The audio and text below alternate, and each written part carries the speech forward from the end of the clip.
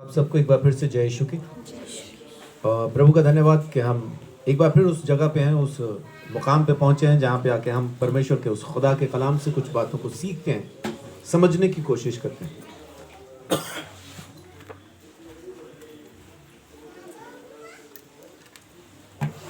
बहुत बार हमारा आज्ञा मानने का मन नहीं होता। क्यों मन नहीं होता? क्योंकि कुछ चीज़ें ऐसी होती हैं जो हमें पसंद हैं, हम उसको छोड़ना नहीं चाहते और हमें ये लगने लगता है कि यही ठीक है मेरी ज़िंदगी के लिए, यही सही है, मुझे यही करना चाहिए। सामने वाले को क्या पता, उसे क्या मालूम मेरे हालात क्या हैं, मेरी ज़िंदगी की क्या बात चल रही है अभी, सामने वाले को नहीं पता। इसलिए हमें लगता है कि यही ठीक है। और बहुत बार हमें यह भी सुनने के लिए मिलता है कि अगर आपका मन ही नहीं है, सेवा का मन ही नहीं है, तो सेवा करके भी क्या फायदा। वचन पढ़ने का मन नहीं है तो वचन पढ़ के भी क्या फायदा। प्रार्थना करने का मन नहीं है तो प्रार्थना करके भी क्या फायदा। चर्च आने का मन नहीं है तो चर्च आके भी क्या फायदा। ऐसा बहुत बार हमें सुनने के लिए मिलता है, बहुत बार हम सुनते हैं। आज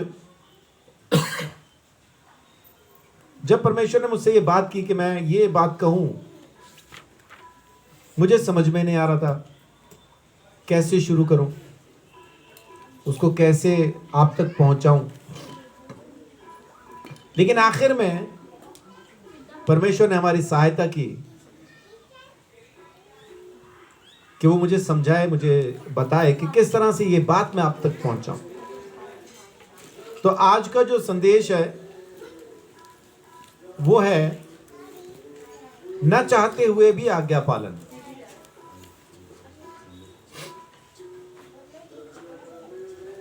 इसको अगर अंग्रेजी में कहना चाहें तो कहेंगे कि ओबेइंग अनविलिंगली, बिना इच्छा के आज्ञा पालन।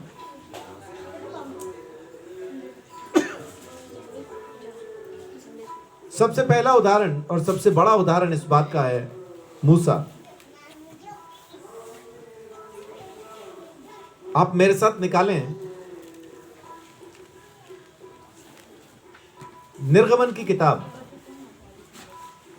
उसका 3रा अध्याय, उसकी 11 है। परंतु मूसा ने परमेश्वर से कहा, मैं कौन हूँ जो फिरौन के पास जाऊं और इस्राएलियों को मिस्र से निकाल ले आऊं। परमेश्वर के मन के अंदर हमारे लिए एक योजना है। हर किसी के लिए उसके पास एक योजना है। जैसा अभी सुबह मैंने गवाही दी, हमारे यहाँ जो भाई आते हैं उनके बेटे का नाम विशाल है। वो प्रभु को नजदीक से तो क्या दूर से भी नहीं जानते, लेकिन परमेश्वर उनको जानता है और परमेश्वर ने उनके बेटे के बारे में बात भी की। तो इसका मतलब है कि परमेश्वर के पास उस बच्चे के लिए एक योजना है। मैं, मेरे घर का, मेरे पूरे खानदान का, मेरी पीढ़ी में,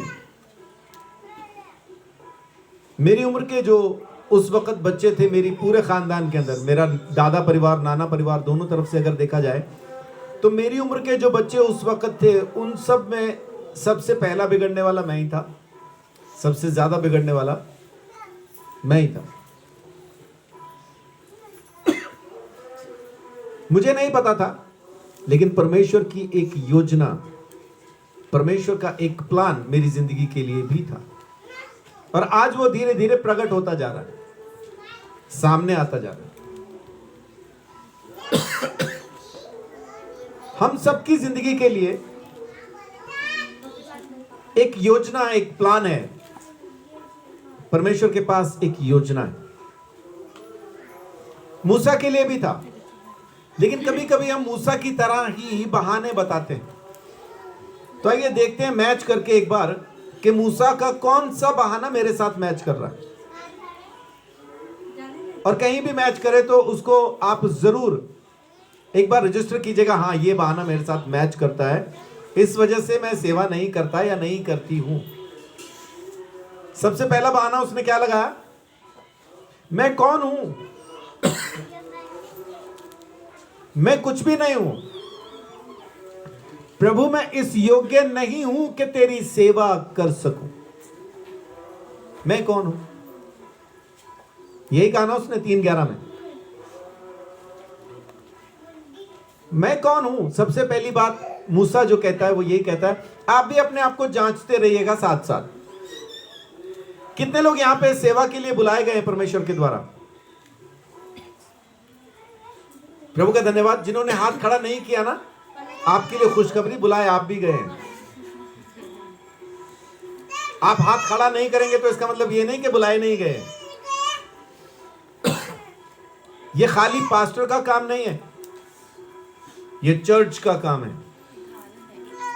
चर्च क्या है? यीशु मसीह में पूरे चर्च को क्या कहेंगे कि चर्च क्या है यीशु में? हाँ जी, देह है, शरीर है। तो इसका मतलब ये नहीं, पांव ये नहीं कह सकते पर्ची बांटना तो हाथ का काम है जी, मेरा क्या काम है बीच में। जब आप जाएंगे सुसमाचार सुनाने तो सारा शरीर जाएगा या सिर्फ हाथ भेज देंगे, जबान भेज देंगे? जाओ हाथ और जबान तुम प्रचार कराओ, क्योंकि तूने बोलना है, तूने बांटना है, जाओ तुम दोनों जाओ, बाकी शरीर घर पे रहेगा, हमारा तो कोई काम नहीं। ऐसा है क्या? ऐसा नहीं है। सारा शरीर जाता है तो सुसमाचार प्रचार होता है। तो कलीसिया कौन है? यीशु मसीह का शरीर। और सर कौन है कलीसिया का? यीशु मसीह। कलीसिया का सर है यीशु और इस सर का शरीर है चर्च। हम सब मिलके उसकी सेवा करने वाले। तो सबसे पहली चीज, कौन सा बहाना सबसे पहले आता है? मैं हूं ही कौन? मैं तो लायक ही नहीं हूं, मैं तो इस योग्य ही नहीं हूं कि मैं जाऊं और जाके सेवा करूं। उसको कोई पूछ रहा है क्या कि तू जाना चाहता है कि नहीं? उसको कोई पूछ नहीं रहा तू जाना चाहता है कि नहीं। परमेश्वर उसको क्या बोल रहा है? मैं तुझे भेज रहा हूं, जा। आगे से बता रहा है मैं हूं क्या? मैं कुछ भी नहीं हूं। आपसे भी कोई नहीं पूछ रहा सेवा करना चाहते हैं कि नहीं। परमेश्वर आपको भी भेज रहा है, जा। और आगे से अगर आप भी कह रहे हैं कि मैं कुछ नहीं हूं, मैं इस लायक नहीं हूं, मैं कौन हूं, तो आगे आपको जवाब मिल जाने वाला। आमीन। पहला बहाना मूसा ने लगाया। कितने बहाने लगाए होंगे अंदाजे में? चलिए देखते हैं दूसरा बहाना क्या लगाता। 3:13।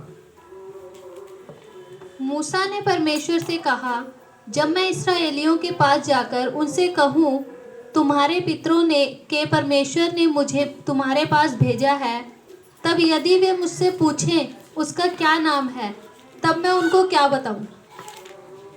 मैं किस अधिकार से जाके सुनाऊं?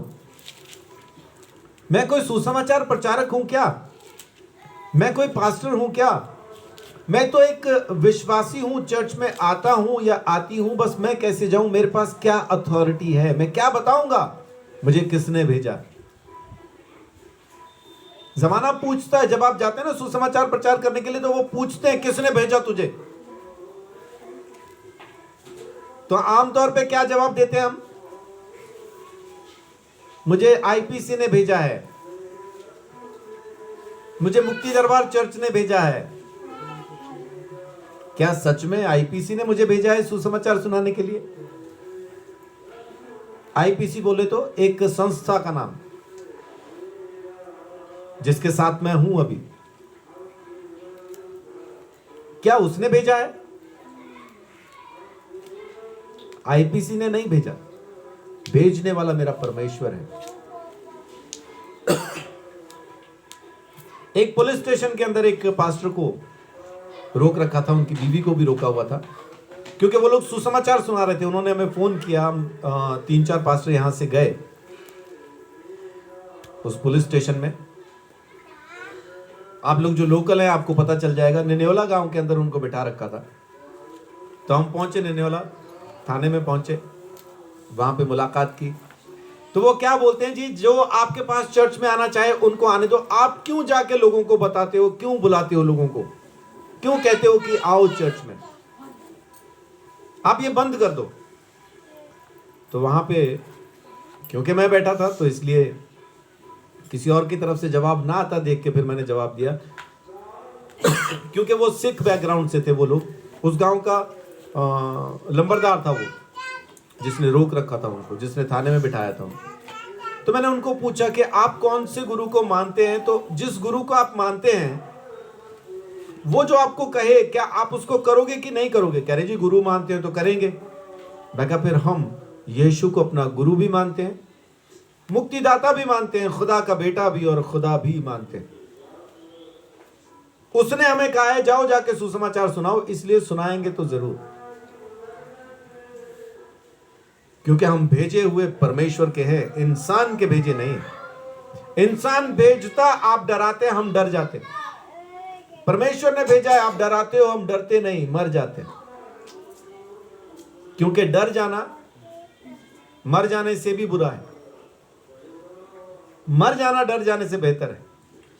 क्योंकि जो कोई यीशु में मरेगा वो जिंदगी पाएगा, और जो डरेगा, गब्बर सिंह बहुत साल पहले कह गया, जो डर गया समझो मर गया।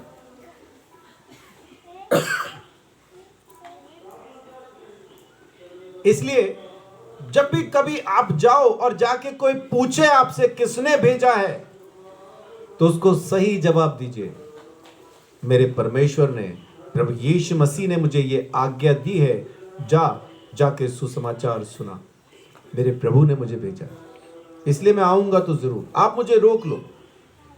किसी ने मुझसे सवाल पूछा था, अगर हम रोकना चाहें, अगर बंद करना चाहें, तो आप सुसमाचार बंद कैसे करेंगे? मुझे मार दो,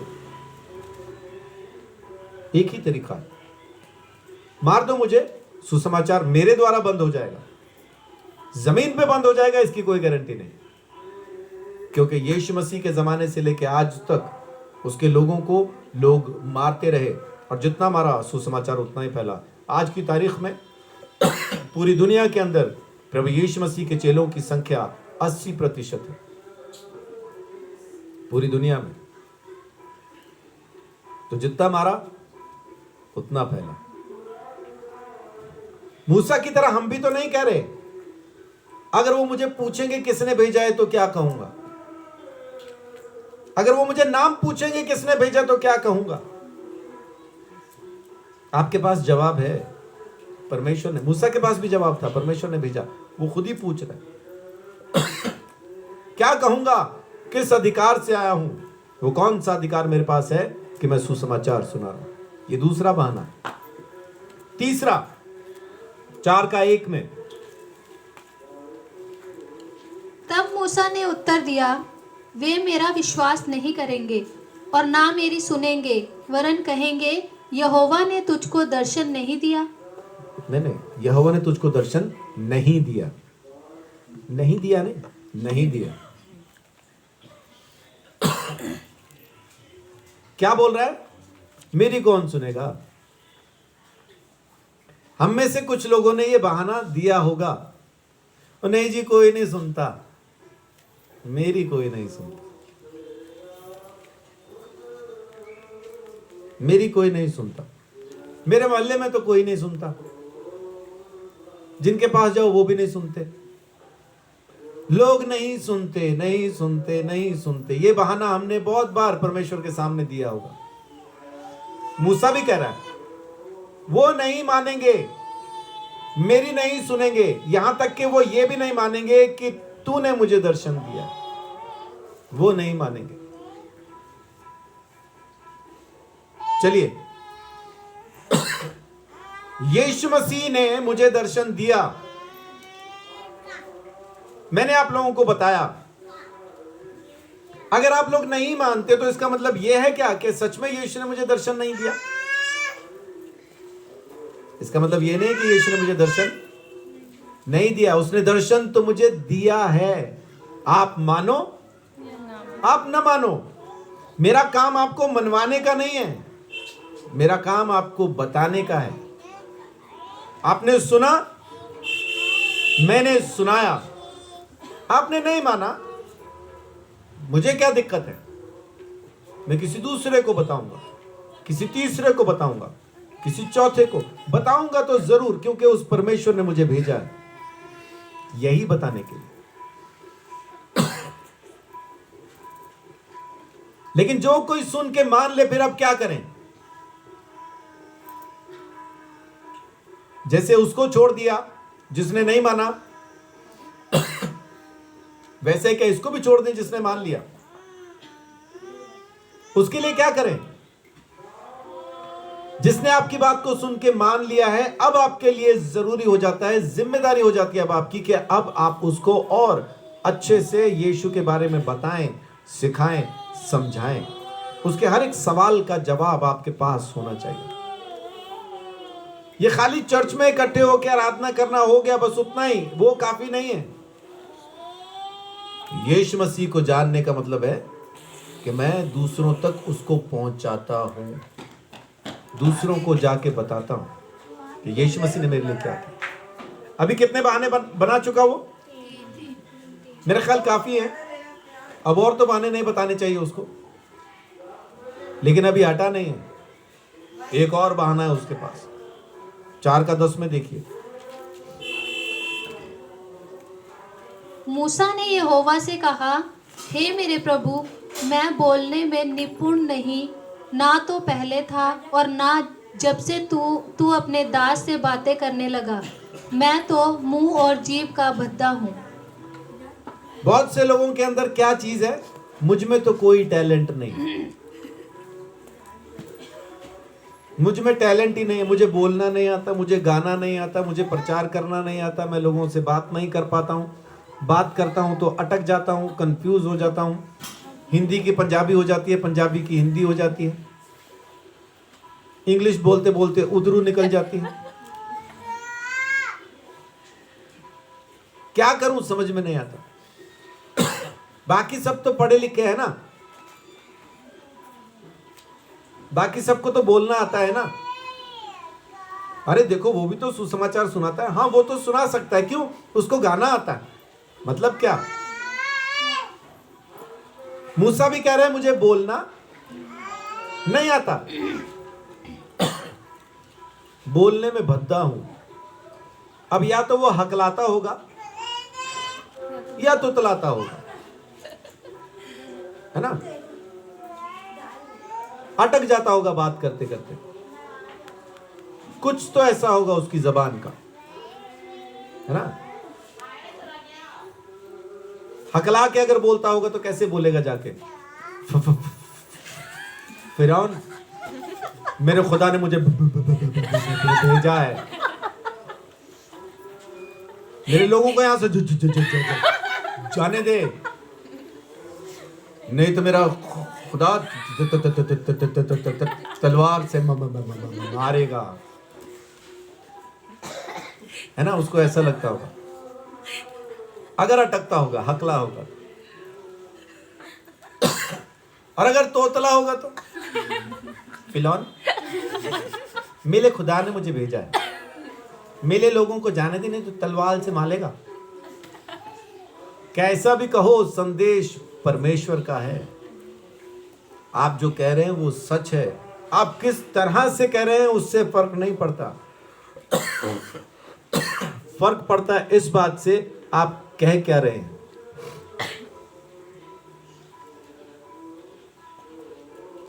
दो हकलाने वालों में लड़ाई हो गई। किसी ने बीच में आके फैसला करा दिया। आधे घंटे बाद एक ने गाली दे दी बहन की। उसको बोल रहे, यार अभी तो तेरा मामला सुलझाया था, तूने फिर गाली दे दी। वो कह रहा, नहीं गाली तो आधा घंटा पहले दी थी, निकली अब है।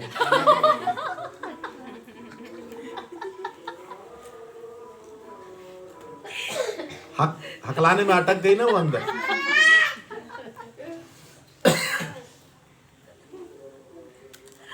अब आप चाहे कभी भी बोलें, लेकिन बोलें जरूर। आधा घंटा पहले भी बोला होगा ना, यीशु उद्धार करता है, आधे घंटे बाद भी निकलेगा तो वही निकलेगा। ये संदेश परमेश्वर का है, ये संदेश परमेश्वर का है। आपको जाके बताना है।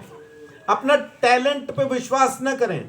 आपको गाना आता है, आपको डांस आता है, आपको प्रचार करना आता है, आपको सब कुछ आता है, इससे कुछ भी फर्क नहीं पड़ता।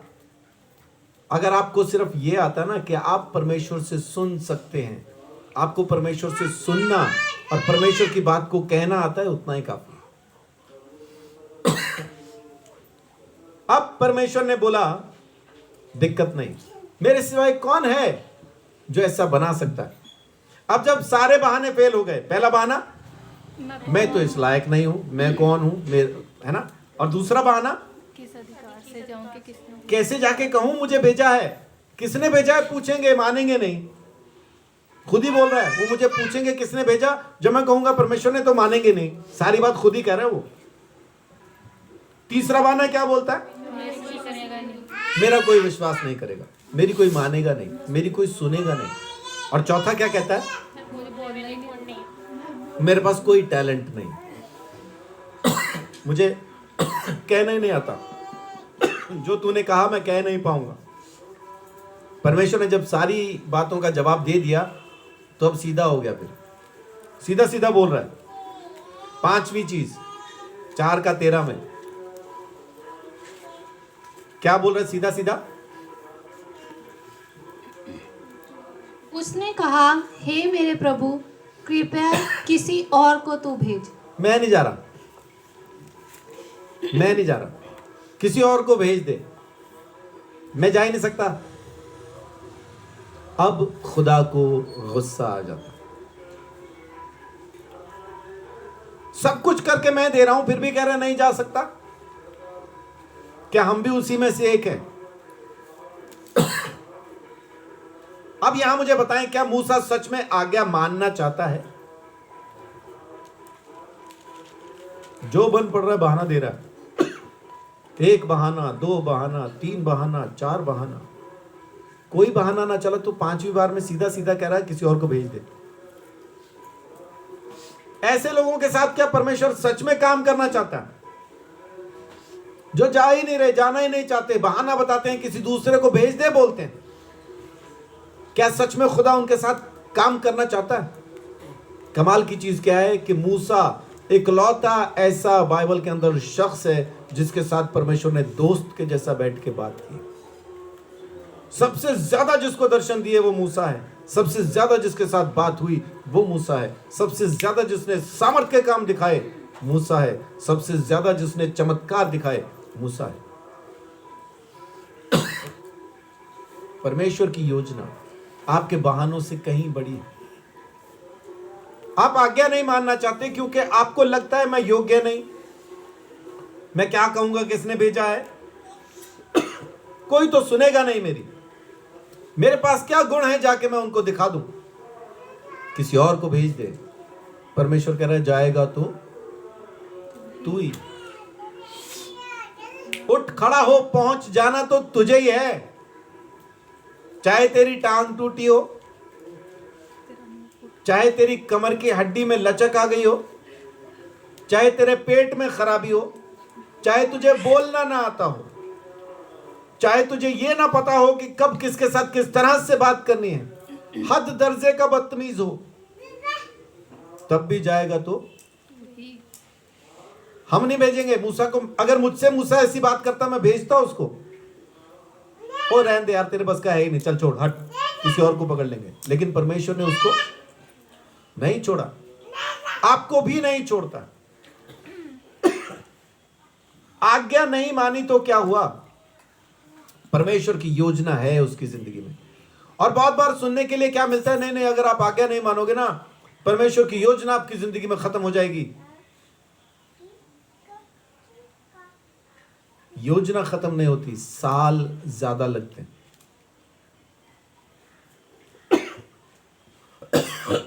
मूसा कितने साल का था जब पहली बार उसने कोशिश की इजराइलियों को आजाद करने की?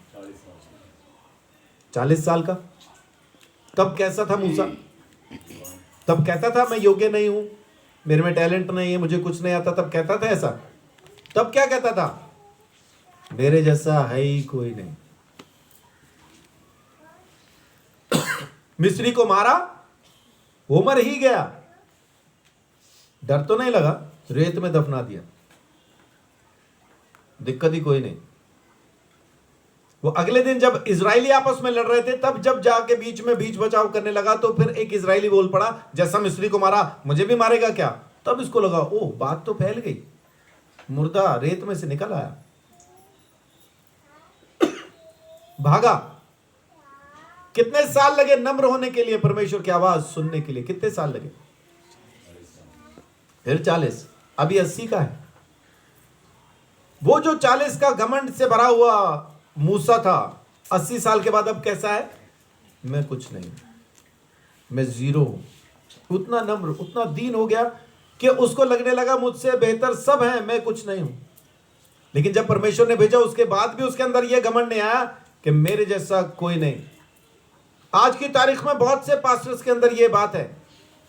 वो मालूम क्या बोलते हैं? मेरे ही चर्च में चमत्कार हो रहे हैं, मेरे ही पास आओ, मेरे जैसा कोई नहीं, मैं ही मैं हूं, दूसरा कोई नहीं। जहां तक भी घूम लो, मेरे जैसा कोई, इसलिए मेरे पास आओ। मूसा क्या कह रहा है? मैं कुछ नहीं हूं, किसी और को भेज दो। परमेश्वर ने उसको पकड़ लिया, भेजा। उसके बाद मूसा के जैसा काम किसी और ने कभी नहीं किया। लेकिन उतने सारे काम करने के बावजूद भी बाइबल इस बात की गवाही देती है कि मूसा पृथ्वी भर के सब लोगों में सबसे अधिक नम्र था। उतना कुछ करने के बाद भी उसके स्वभाव में बदलाव नहीं आया था। उसने कभी इजरायलियों के सामने खड़े होकर यह नहीं कहा था मैं तुम्हें निकाल के लेके आया हूं, मेरे सिवाय तुम्हें कोई वहां से निकाल ही नहीं सकता था। मूसा ने यह कभी नहीं कहा, क्योंकि उसको मालूम था कि वो तमाम चीजें करने वाला मूसा नहीं है, तमाम चीजें करने वाला परमेश्वर है। और उसने सदा परमेश्वर को महिमा दी, इसलिए परमेश्वर भी उसको महिमा देता आया, परमेश्वर भी उसको उठाता है। और वो तमाम काम किए जो आज तक किसी ने नहीं किए। समुद्र को 2 हिस्से करना मूसा का ही काम था। आसमान से बारिश के साथ साथ ओले और आग दोनों एक साथ बरसना मूसा का ही काम था। सारे पानी को, पूरे देश के पानी को खून बना देना मूसा का ही काम था। वो 10 विपत्तियां लाना मूसा का ही काम था। परमेश्वर के पास 40 दिन रात ऊपर बैठ के उससे बात करके सारी व्यवस्था को लेके आना मूसा का ही काम था। वो सारे काम मूसा ने किए। जो पहले कह रहा था कि मैं इस लायक नहीं हूं, किसी और को भेज दे, जो कह रहा था, आज उसके द्वारा जो काम हो रहे हैं किसी और ने कभी नहीं किया।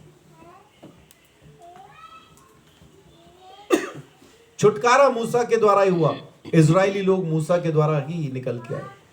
सो परमेश्वर की योजना जो मूसा की जिंदगी में थी, परमेश्वर ने उसको पूरा किया। आमीन।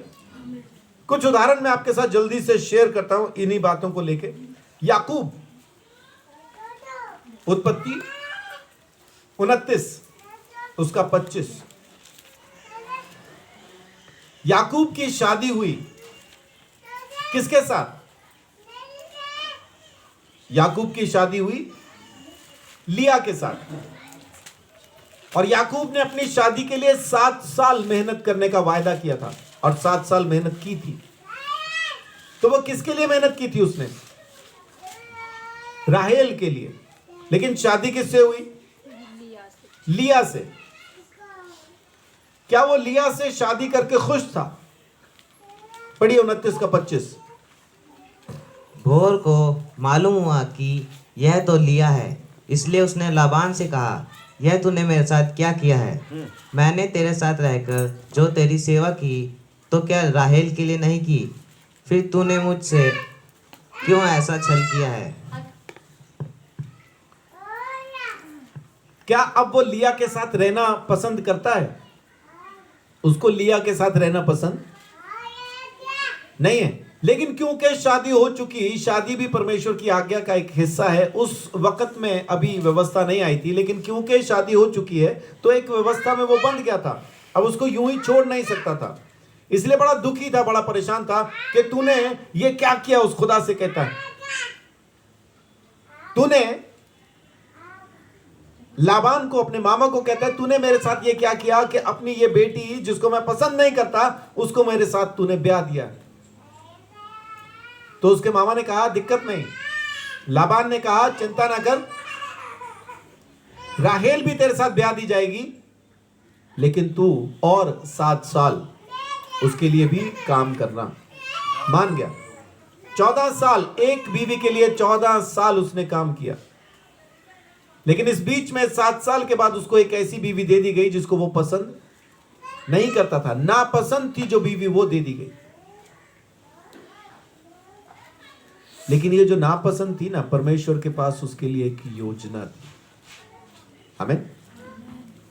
यीशु मसीह किस खानदान से पैदा होता है?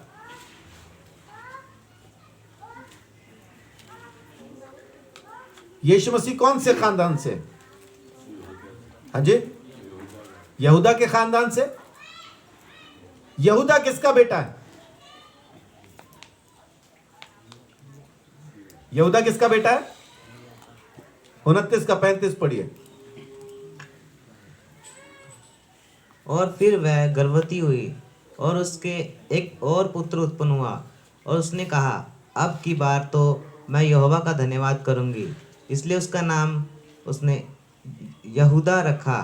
तब उसकी कोख बंद हो गई। अब ये कौन है जिसने ये बेटा पैदा किया और उसका नाम यहूदा रखा?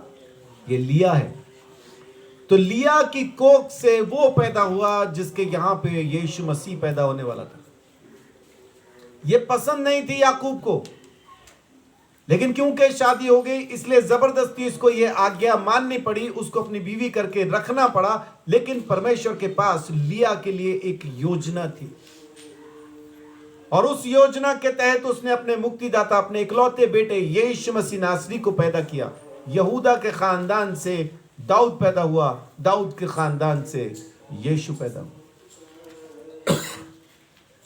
बहुत बार हम सोचते हैं मुझे ये चीज पसंद नहीं, मुझे ये पसंद नहीं, मुझे वो पसंद नहीं, मुझे तो वहां पे जाके सेवकाई करनी थी, मुझे तो यहां पे आके सेवकाई करनी थी।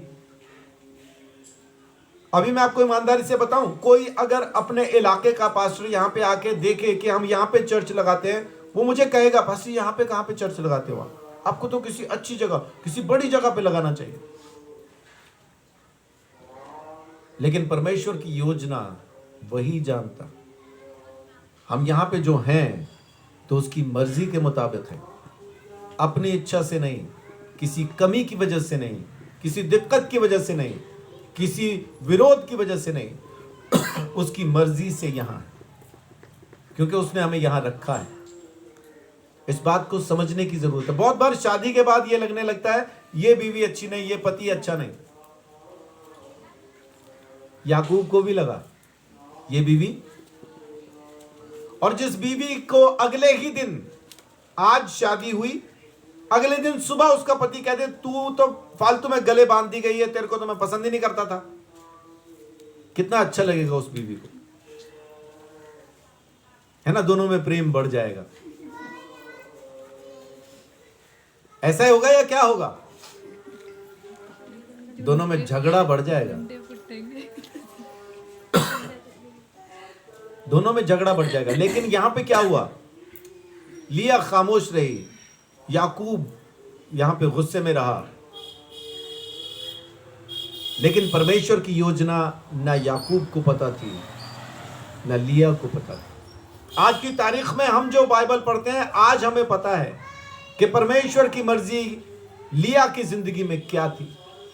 क्यों लाबान के मन के अंदर ये बात आ पाई कि पहले तो बड़ी बेटी की ही शादी होनी है, छोटी की तो बाद में होगी। हालांकि दोनों ही बेटियां उसने एक ही आदमी को ब्याह दी। परमेश्वर की योजना। उसके बाद जब लिया की कोख बंद हुई और राहेल के यहां पे बच्चा नहीं हुआ, तो राहेल ने अपनी दासी याकूब को दे दी। दासी से 2 बेटे पैदा हुए, और जब लिया ने देखा कि उसने अपनी दासी दी और मुझसे बच्चा नहीं हो रहा, उसने भी अपनी दासी दे दी और 2 बेटे उससे भी हुए। और उसके बाद परमेश्वर ने लिया की कोख फिर से खोल दी, इसने 2 बेटे और पैदा किए। टोटल 6 बेटे लिया के, 2 बेटे दोनों दासियों के, और फिर आखिर में राहेल के यहाँ पे भी 2 बेटे। टोटल कितने बेटे हो गए? 12। 6 लिया के और बाकी 3 के 2-2 कितने हुए? लिया के 6, दोनों दासियों के 2-2, 6 और 4 10, राहेल के 2। कितने गोत्र हैं इज़राइल के? यही वो 12 गोत्र हैं। बहुत से लोग सोचते दासियों को क्यों दिया, दासियों से जो बच्चे पैदा हुए, क्या ये सही है, क्या ये गलत है? परमेश्वर की योजना का वो हिस्सा था। इस तरह से वो 12 बेटे सामने आए। सिर्फ राहेल से शादी करता तो कितने बच्चे होते? 2, क्योंकि पहला बेटा उसने पैदा किया उसका नाम था यूसुफ। दूसरा बेटा जब उसने पैदा किया जिसका नाम बिन्यामीन है, उस वक्त राहेल उस बच्चे को पैदा करते समय मर गई, तो 2 ही पैदा कर पाते। 2 से गोत्र नहीं बनते, देश बांटा नहीं जा सकता, उसके लिए 12 चाहिए। बहुत बार चीजें आपको गलत लगेंगी, जिंदगी में चीजें पसंद नहीं आएंगी। कभी कभी तो हमें हमारे माँ बाप ही पसंद नहीं आते हैं। ये भी कोई बाप है? ऐसी भी मां होती है क्या? लेकिन परमेश्वर की योजना वही जानता। उसने हमें जहां रखा है वो सही जगह है। आज समझ में नहीं आता, कभी ना कभी समझ में जरूर आए। वो परमेश्वर है। बहुत सी चीजें हमारी जिंदगी में ऐसी होती हैं जो हमें नहीं पसंद आती, लेकिन परमेश्वर जब आपकी जिंदगी में काम करता है तब समझ में आने लगती है, तब वो चीजें पूरी भी होने लगती हैं। आमीन। तो परमेश्वर की योजना क्या थी? परमेश्वर की योजना थी लिया की जिंदगी से यहूदा को पैदा करना और यहूदा के खानदान से यीशु को पैदा करना। आमीन। एक और उदाहरण, योना नबी। कितने लोगों ने सुना उसके बारे में? योना कैसा था? चिड़ा हुआ आदमी था ना, चिड़चिड़ा आदमी था, गुस्से वाला। परमेश्वर ने क्या बोला? कहां जाके प्रचार कर? नीनवे को। और पहुंचा कहां? दमिश्क को। दमिश्क नहीं, तरसुस को। दमिश्क को तो शाऊल जा रहा था। पहुंचा कहां? तरसुस को। ये तरसुस अभी मुझे वान्या की वजह से याद आया, क्योंकि उनको जब पढ़ाया जा रहा था तो उसको जब पूछा, सवाल पूछा कि योना कहां गया था, तो कह रहे सुरसुरी को।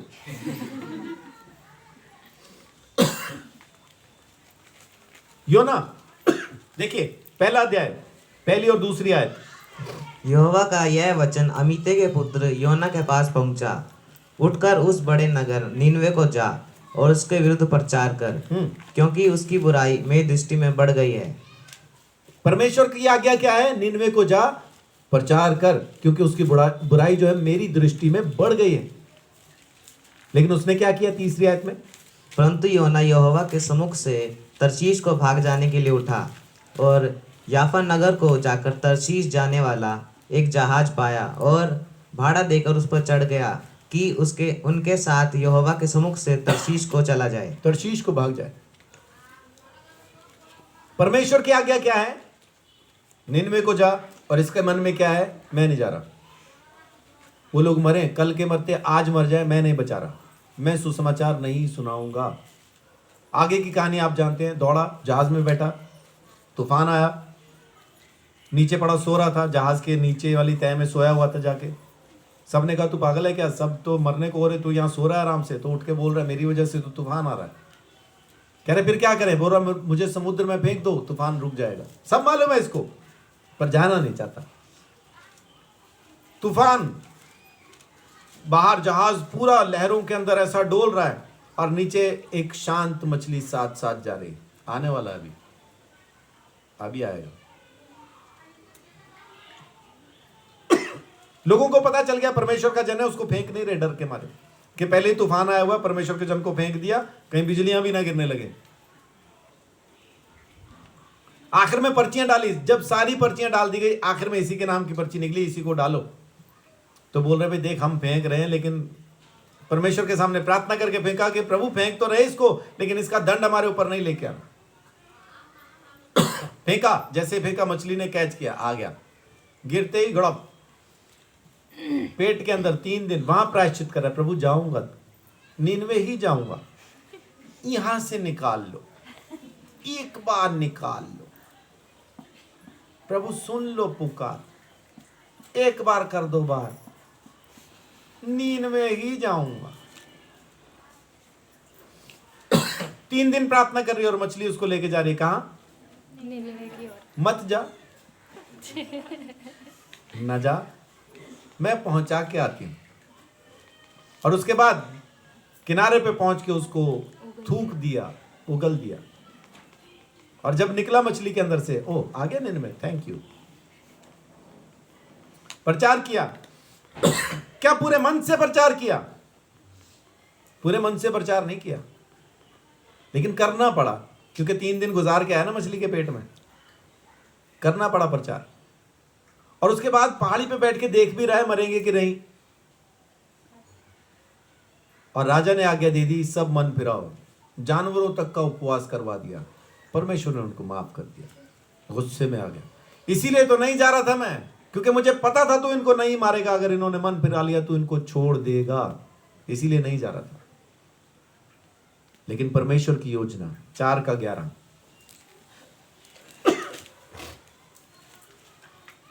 फिर वह बड़ा नगर निनवे, जिसमें 1,20,000 से अधिक मनुष्य हैं, जो अपने दाहिने बाएं हाथों का भेद नहीं पहचानते, और बहुत से घरेलू पशु भी उसमें रहते हैं, तो क्या मैं उस पर तरस न खाऊं? ये परमेश्वर की योजना कि क्या मैं उन पे तरस ना खाऊं। कभी कभी हमारा भी मन नहीं होता लोगों में जाके प्रचार करने का, खास तौर से उन रिश्तेदारों को यीशु के बारे में बताने का हमारा कतई मन नहीं होता जो हमारे खिलाफ होते हैं। उनके लिए तो हम प्रार्थना कर रहे थे, मरेगा तो पता चलेगा इसको, जब जाएगा ना नरक में, आग में जलेगा, जब बनेंगे इसके चिकन फ्राई तब पता चलेगा इसको, है ना, वहां पे फ्राई होगा तब पता चलेगा इसको इसने किससे पंगा लिया। लेकिन परमेश्वर की योजना क्या है? परमेश्वर की योजना है कि मोहब्बत करो, सुसमाचार सुना।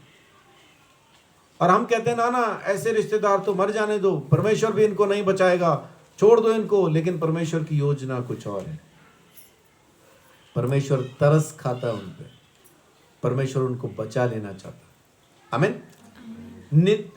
निनवे की तरफ न जाके ये जो तरशीश की तरफ को भागा था, क्या परमेश्वर ने इसको छोड़ दिया? नहीं, न चाहते हुए भी इसने आज्ञा मानी, लेकिन परमेश्वर की योजना पूरी हुई। आप भी परमेश्वर की आज्ञा को माने, बेशक आपका मन हो मानने का, न हो मानने का। मां बाप आपको जो कहते हैं ना, आपकी भलाई के लिए कहते हैं, सुनिए, मानिए, परमेश्वर उससे प्रसन्न होता है। मेरा मन नहीं है उस चीज को मानने का, उससे फर्क नहीं पड़ता, लेकिन परमेश्वर चाहता है कि हम वो काम करें, परमेश्वर की आवाज को, क्योंकि उसके कलाम में लिखा है, इसलिए माने, और परमेश्वर अपनी मर्जी को जरूर पूरा करता है। आमीन। यीशु मसीह के 12 चेले, एक और उदाहरण, यूहन्ना 21:3। शमौन पतरस ने उससे कहा, मैं मछली पकड़ने जा रहा हूँ। उन्होंने उससे कहा, हम भी तेरे साथ चलते हैं। अतः वह निकलकर नाव पर चढ़े, परंतु उस रात कुछ ना पकड़ा। अभी क्या करना शुरू कर दिया इन्होंने? यीशु तो मर गया, चलो मछली पकड़े। और इनको क्या आज्ञा दे के यीशु मसीह के आंखों के सामने यीशु मसीह सूली पे चढ़ के मरा, और अब तक यीशु मसीह को 2 बार देख चुके हैं, ये जिंदा देख चुके हैं, उसके मरने के बाद उसको 2 बार जिंदा देख चुके हैं, लेकिन तो भी इनको यकीन तो नहीं है ना। 14 आयत में देखिए, ये तीसरी बार होगा।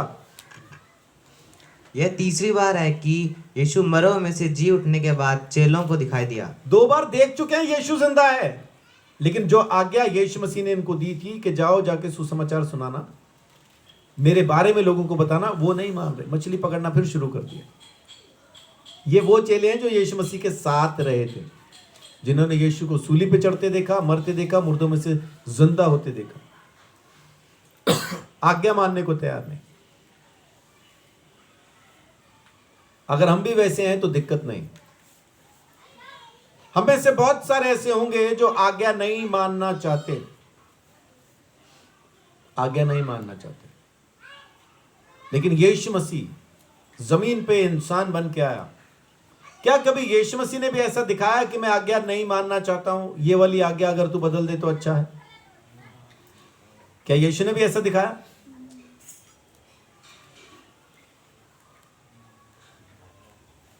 मत्ती 26 उसका 39 बोले तो 39।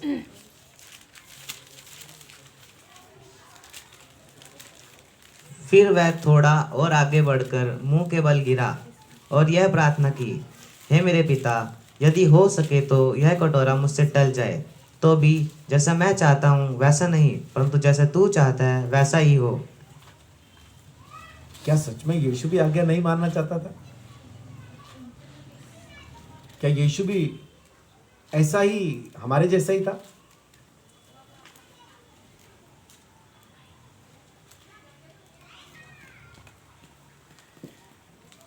हम कौन कौन सी परीक्षा में से पास हो जाते हैं?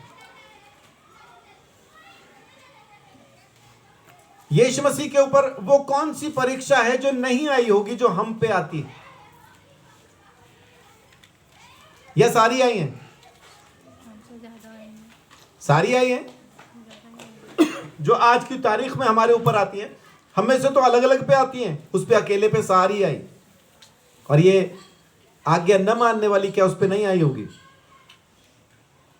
ये भी आई होगी, और आई है, बाइबल कहती है। और ये आज्ञा क्या थी? कौन सी चीज थी जो यीशु मसीह चाहता था कि ना हो?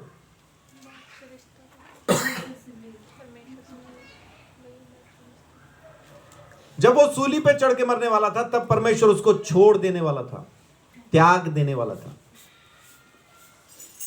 और यीशु मसीह सिर्फ एक वो चीज चाहता था कि तू मुझे नहीं छोड़ना, बाकी सब ठीक है। लेकिन क्या वो हिस्सा परमेश्वर की योजना का हिस्सा नहीं था? यीशु मसीह का त्यागा जाना क्या ये परमेश्वर की मर्जी में नहीं था? परमेश्वर की मर्जी में था, पहले कह दिया गया था। यशाया 53 उसका 3 देखिए।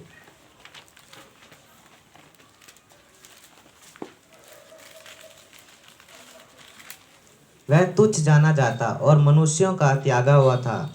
वह दुखी पुरुष था, रोग से उसकी जान पहचान थी, और लोग उससे मुंह फेर लेते थे। वह तुच्छ जाना गया और हमने उसका मूल्य न जाना। जी, तुच्छ जाना गया, लोग मुंह फेरते थे, वो त्यागा हुआ था। रोग से उसकी पुरानी जान पहचान थी, वो तुच्छ जाना गया, लोग मुंह फेर लेते थे। इस तरह से उसको ठुकराया जाएगा कि लोग उसको देख भी नहीं पाएंगे, उससे मुंह फेर लेंगे। 6 में देखिए क्या लिखा है। हम तो सब के सब भेड़ों के समान भटक गए थे, हम में से हर एक ने अपना मार्ग लिया, जी, और यहोवा ने हम सबों के अधर्म का बोझ उसी पर लाद दिया। आमीन। लेकिन परमेश्वर ने क्या किया? हम सब के अधर्म का बोझ उसी पर लाद दिया। और देखिए 12 में क्या लिखा है। इस कारण मैं उसे महान लोगों के संग भाग दूंगा, और वह सामर्थियों के संग लूट बांट लेगा, क्योंकि उसने अपना प्राण मृत्यु के लिए उंडेल दिया है। जी, वह अपराधियों के संग गिना गया, तो भी उसने बहुतों के पाप का बोझ उठा लिया, और अपराधियों के लिए विनती करता है। आमीन।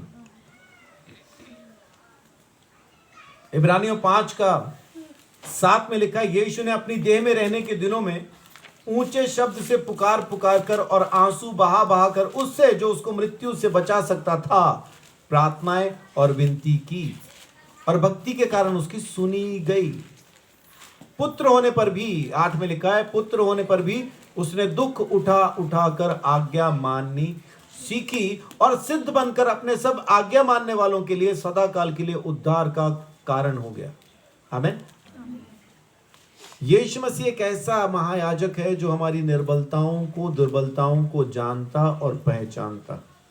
ऐसी कोई भी परीक्षा नहीं जो हम पे आती है और वो यीशु मसीह के ऊपर से होके न गुजरी, क्योंकि जिस भी परीक्षा में हम पढ़ते हैं यीशु मसीह उसमें पास हो चुका है। अगर हम फेल भी हो जाएं तो पास का सर्टिफिकेट यीशु के पास है।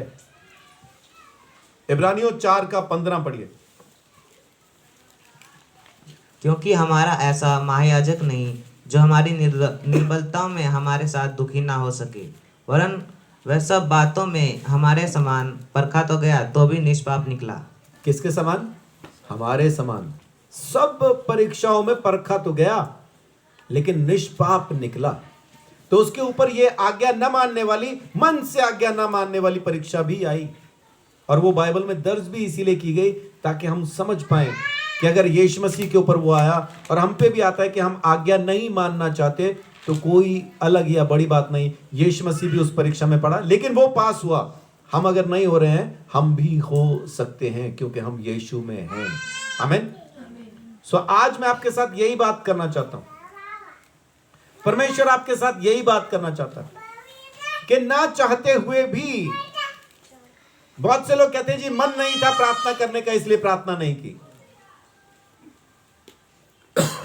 मन नहीं था प्रार्थना करने का इसलिए प्रार्थना नहीं की, मन नहीं था वचन पढ़ने का इसलिए वचन नहीं पढ़ा, मन नहीं था चर्च आने का इसलिए चर्च में नहीं आया। आपका मन हो, आपका मन न हो, आप वो कीजिए जो परमेश्वर आपको करने के लिए कह रहा है। आपके अंदर कोई टैलेंट है, कोई टैलेंट नहीं है, परमेश्वर को कुछ नहीं चाहिए, उसको सिर्फ आप चाहिए। जब मैंने जिंदगी के अंदर पहला प्रचार चर्च में किया था, गोलियां खा के किया था, नशे में किया था, क्योंकि तब तक मैं सुधरा नहीं था। लेकिन CNI चर्च के अंदर जाया करते थे और वहां के पास्टर के साथ थोड़ी अच्छी मेरी बातचीत थी। वही पादरी साहब है जिन्होंने मेरी शादी भी पढ़वाई है। तो उन्होंने एक दिन मुझे बोला, संजीव तुझे बोलना है चर्च में, अगले संडे तू बोलेगा। मैंने उनको मना किया, कह रहे नहीं तुझे बोलना ही पड़ेगा। चलो भाई बोल देंगे। मुझे आज तक याद है वो 12 साल की जो रोगिन जो औरत थी, जो 12 साल की बीमार औरत थी, उस पर मैंने उस दिन बात की थी और मैं नशे में था। गोलियां खा के मुझे हिम्मत मिली थी बोलने की, और लोगों के सामने का डर जो मेरा खत्म हुआ था वो बांसुरी की वजह से खत्म हुआ था, क्योंकि उससे पहले स्टेज पे बहुत जगहों पे बांसुरी बजा चुका था। तो इसलिए लोगों का खौफ मेरे अंदर से खत्म था। लेकिन बोलूं कैसे, क्या कहूं पता नहीं था, तो सब लिख के लेके गया था। खबरों के जैसा उस प्रचार को पूरा पढ़ दिया था। अगर मैं उस दिन को अपने देखूं तो उस चर्च में खड़े होने के लायक मैं वाकई नहीं था। ना मैंने कोई ट्रेनिंग की थी, ना बाइबल पढ़ता था, ना प्रार्थना करता था, मुझे कुछ नहीं आता था। लेकिन मौका जब मिला मैंने प्रचार कर दिया। और बाद में बुजुर्ग औरतों ने, बुजुर्ग लोगों ने आके मुझे कहा, संजीव तू तो बहुत अच्छा बोलता है, तू बोला कर। मैं मन में सोच रहा, आंटी मेरे को पैसे दे दिया करो, गोलियां खा के बोल लेता हूं। मैंने चर्च में जाके कभी भेंट नहीं डाली। क्यों नहीं डाली? क्योंकि वो पैसा बाद में मैं अपने पास रख लेता था गोलियां खाने के लिए। हाँ, मुट्ठी बंद करके थैली के अंदर जरूर करता था। ऐसी ही थैली थी उस चर्च में भी, इसी तरह की थैली थी।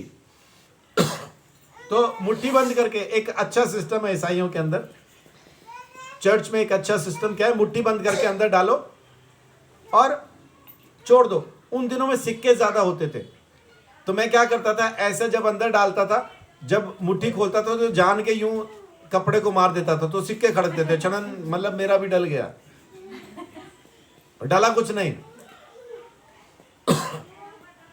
एक दिन मेरी माँ ने मुझे कहा कि मैं तुझे देती तो 50 रुपए हूँ, सिक्का कहाँ से डलता है? मैं कहा नहीं, वो थैली में कपड़े में लग जाता। फिर मुझे याद आया, मैं तो सिक्का डालता ही नहीं, 50 का डालता हूँ, क्योंकि डाल तो कुछ भी नहीं रहा था मैं, वो खाली दिखाने के लिए मैं हिला देता था। वो अगली बार से फिर मैंने वो हिलाना बंद कर दिया, क्योंकि मैं कागज का डाल रहा हूं।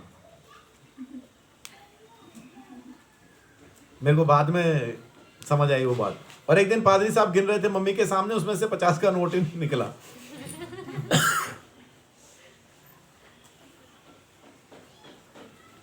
लेकिन मेरी माँ ने डाउट नहीं किया, अगली बार फिर दिया। मैंने कभी डाला नहीं, तो उतना कोई खास अच्छा आदमी नहीं था मैं परमेश्वर के सामने, लेकिन तब भी उसने मुझे चुना, खड़ा किया। आज आपके सामने मैं बैठा हूं। आप भी अपने आप को छोटा बड़ा, टैलेंटेड, योग्य अयोग्य कुछ ना समझें।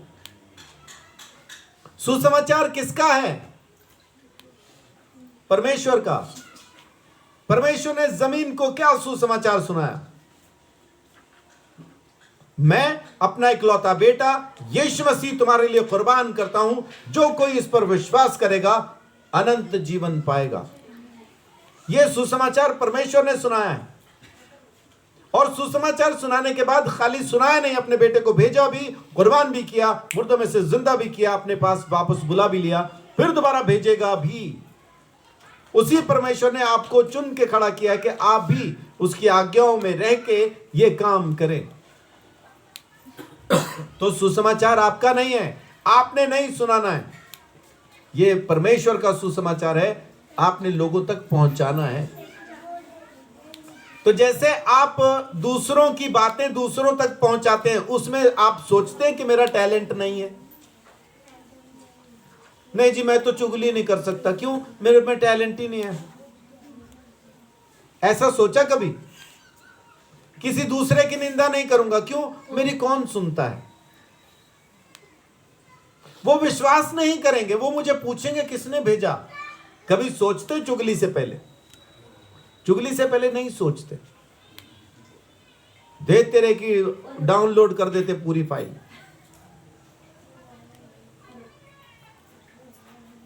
और पूरी फाइल डाउनलोड हो गई है, वो आखिर में पता चलता है जब हरे रंग का टिक्का लग जाता है, बस पैणिया सीख ही लेना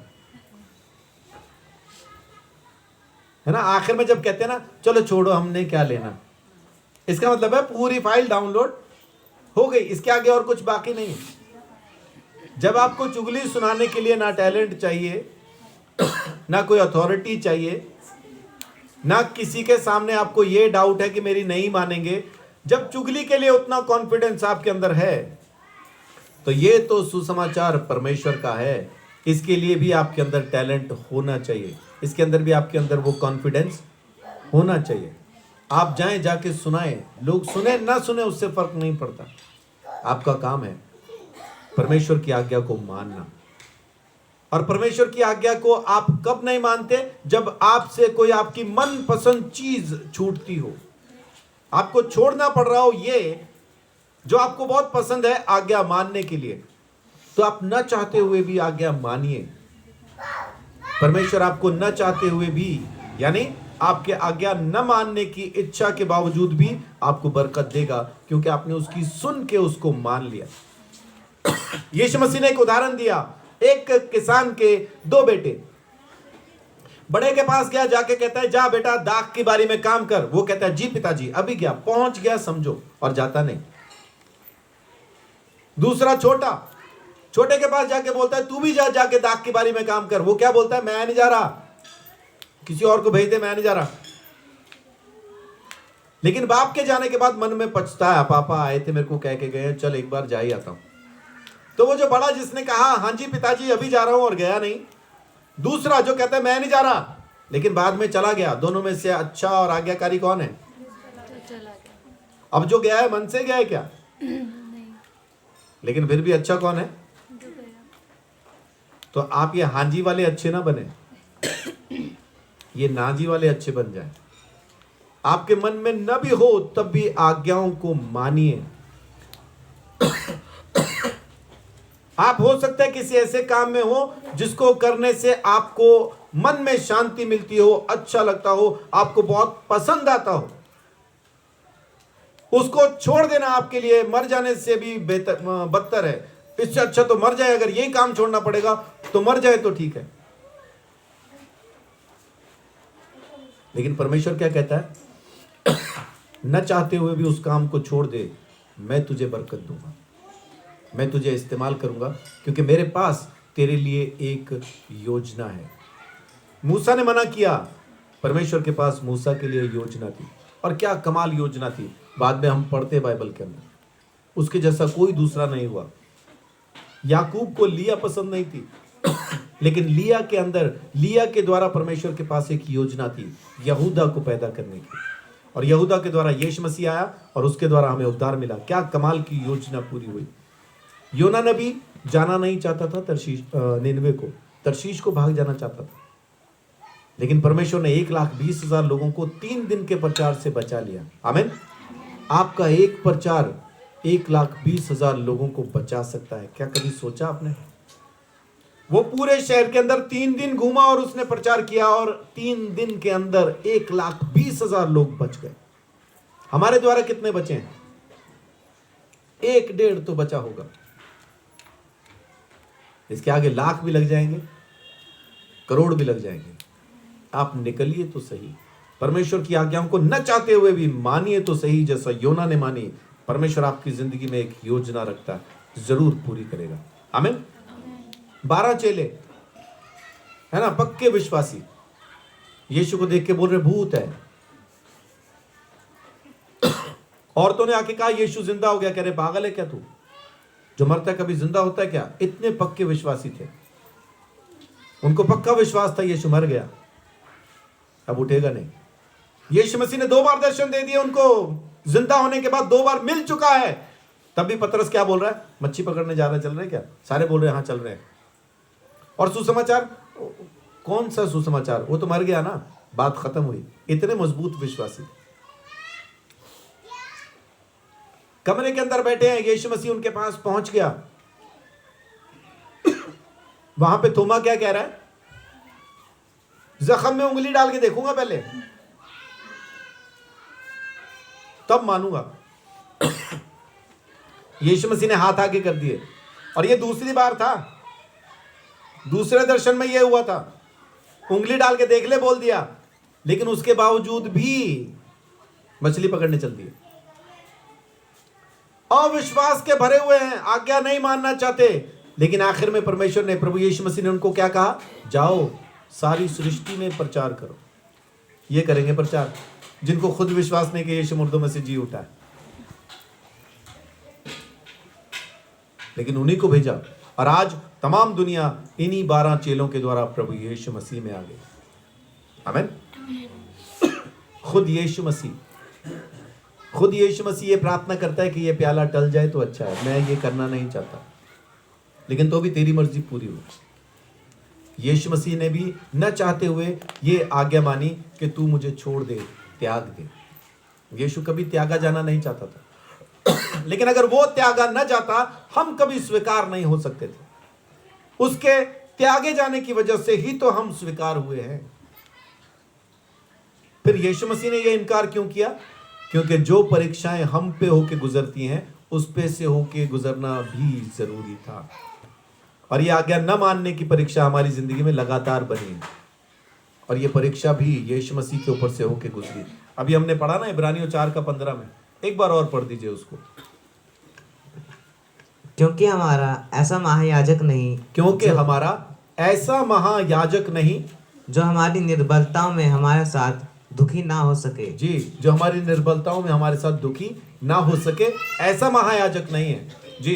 वरन वह सब बातों में हमारे समान परखा तो गया, सब बातों में हमारे ही समान परखा गया, तो भी निष्पाप निकला। तो भी वो निष्पाप निकला। आमीन। सो आज यही संदेश परमेश्वर का आत्मा आप तक लेके आना चाहता है कि हम भी आज्ञा मानने के लिए तैयार नहीं हैं। हम आज भी उसी में चलना चाहते हैं, जो हम कर रहे हैं हमें वो पसंद है, हम उसमें ही रहना चाहते हैं। लेकिन परमेश्वर चाहता है कि हम वहां से निकल के आए, आज्ञा मानना शुरू करें, न चाहते हुए भी। यीशु मसीह ने दुख उठा उठा के आज्ञा मानना सीखा। दुख उठा के क्यों? खुशी से क्यों नहीं मानी? क्या यीशु मसीह को परमेश्वर की आज्ञा मानने से दुख होता था? वो तो खुशी से मानता होगा अपने बाप की बात। लेकिन कलाम कहता है दुख उठा उठा के उसने आज्ञा मानना सीखा। दुख उठा के क्यों सीखा? क्योंकि ये आज्ञा भी उसको माननी पड़नी थी कि परमेश्वर उसको त्याग देगा छोड़ देगा, इस बात का उसको बड़ा दुख था। वो नहीं चाहता था एक पल को भी परमेश्वर से जुदा हो, लेकिन हमारी वजह से उसको होना पड़ा, त्यागा गया ताकि हम स्वीकार किए जा सके। तो जब यीशु मसीह ने दुख उठा के आज्ञा मानना सीखिए तो हम भी सीख सकते हैं। हमारे लिए यीशु मसीह ने परमेश्वर को छोड़ दिया, या यूं कहें कि हमारे लिए परमेश्वर ने यीशु मसीह को छोड़ दिया। तो क्या हम अपनी कुछ बुरी आदतों को नहीं छोड़ सकते? हम परमेश्वर के लिए अपनी उन बुरी आदतों को भी तो छोड़ सकते हैं। न चाहते हुए भी आज्ञा मानेंगे और परमेश्वर अपनी मर्जी को पूरा करेगा। आमीन। तो आज से ये पक्का कर लीजिए, आप चाहे कैसे भी हैं, योग्य हूं नहीं हूं दिक्कत नहीं, किसने भेजा किसने नहीं भेजा, लोग पूछेंगे क्या कहूंगा, दिक्कत नहीं, कोई मेरा विश्वास नहीं करेगा, दिक्कत नहीं, मेरे में तो कोई गुण नहीं, कोई टैलेंट नहीं है, दिक्कत नहीं, प्रभु किसी और को भेज दे, कह चुके हैं, दिक्कत नहीं, निकलो, परमेश्वर आपको बरकत देगा, परमेश्वर आपको संभाल के रखेगा और आपकी जिंदगी को पूरी तरह से तब्दील कर देगा। आमीन। सो परमेश्वर आपको बहुत आशीष, बड़ी बरकत दे, अपने अनुग्रह के अंदर संभाल के रखे।